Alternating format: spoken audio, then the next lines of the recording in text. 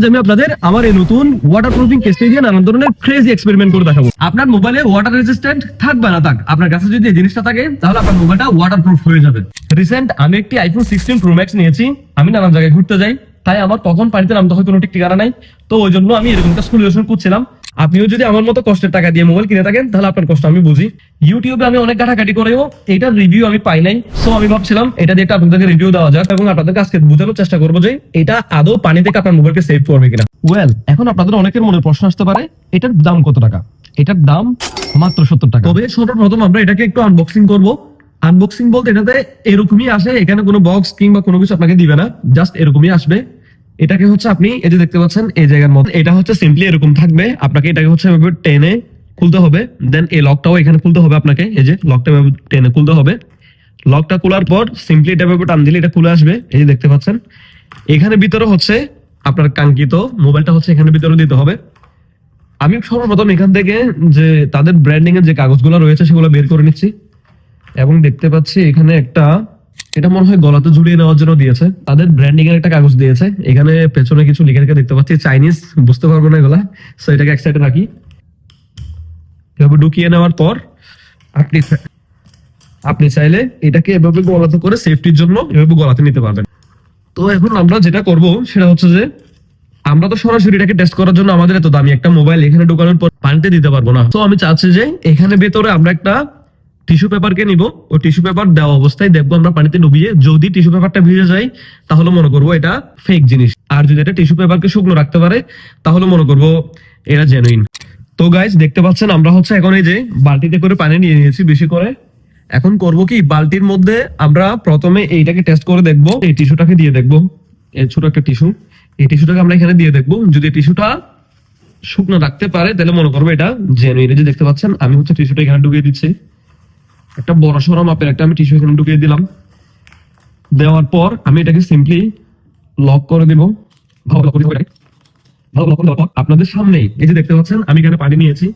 এখন হচ্ছে আমি এটাকে ভালোভাবে পানিতে ডুবিয়ে নিব, দেখবো এটা আদৌ পারে কিনা। এটাকে কাছাসো দেখবো এটা টিস্যুকে আদৌ শুকনো রাখতে পারে কিনা।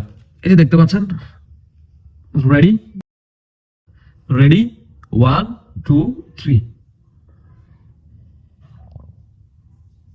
দেখো সো গাইস দেখতে পাচ্ছেন এটাকে হচ্ছে আমরা পানিতে ভালোভাবে ডুবিয়ে দিয়েছি। আমাকে দাও।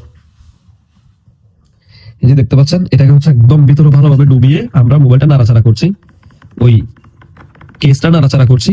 দেখি এটা টিস্যুটাকে শুকনো রাখতে পারে কিনা। একবার উপরে নিয়ে দেখি এটা কি অবস্থা।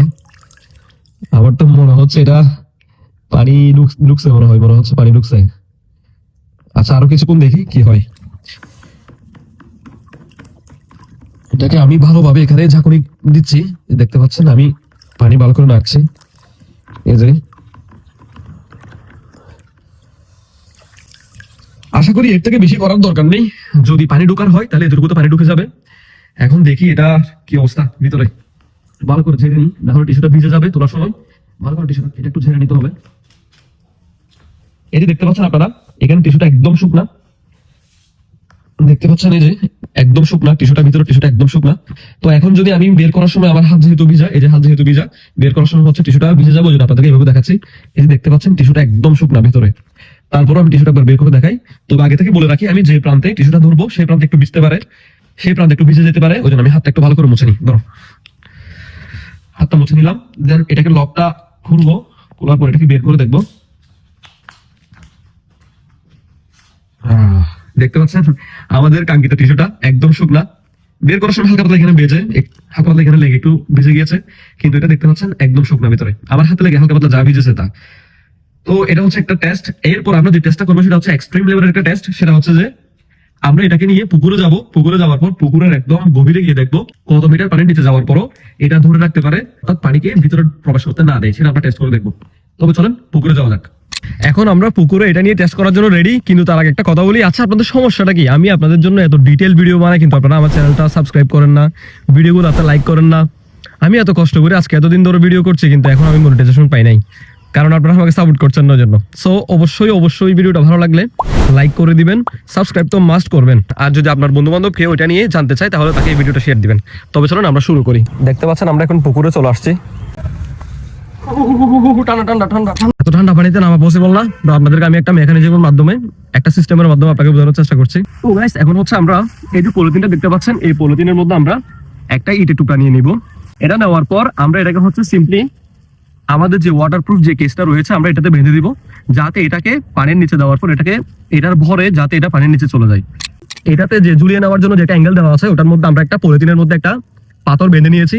দেন আমরা এখন কি করব, কেসের ভিতরে আমাদের ওই কাঙ্ক্ষিত টিস্যুটা আমরা ঢুকিয়ে নিব। এই যে দেখতে পাচ্ছেন আমি টিস্যুটা ঢুকিয়ে নিলাম। দেন এটাকে আমি ভালোভাবে লক করে দিব। এটাকে ভালোভাবে লক করা জিনিসটা এখন রেডি। তো আমরা এখন এটাকে পানিতে দিয়ে দেখবো, অনেকক্ষণ নাড়ানাড়ি করার পর দেখবো এটাতে আদৌ পানি ঢুকে কিনা। তবে চলেন শুরু করা যাক।